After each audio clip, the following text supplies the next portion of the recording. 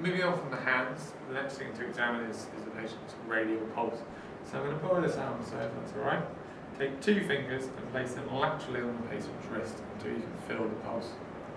You then need to time that pulse for 15 seconds and count how many beats there are. Times that number by 4 and that will tell you the patient's heart rate per minute. Whilst taking the rate, you also need to assess the rhythm, whether it's regular or irregular. And you can also get a feel for whether it's strong or weak in terms of the character. Whilst here, I'd also then take my other hand and feel on the other side and assess for any radial delay.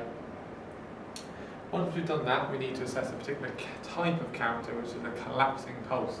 To do this, we're going to need to raise this arm up. So I'm going to say, have you got any pain in this shoulder, sir? No. Okay. So I take my 2 fingers and I feel the patient's pulse here. I put my left hand under the arm.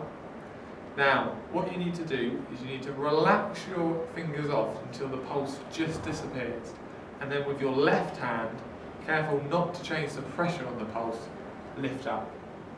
If, when up in the air, you feel that pulse come smacking back against your hand, it's a collapsing pulse.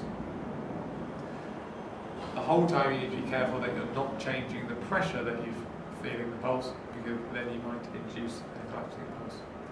Once you've done that, you'd also offer to examine to palpate the brachial pulse or do the blood pressure if they desire, which they normally do not in a cardiovascular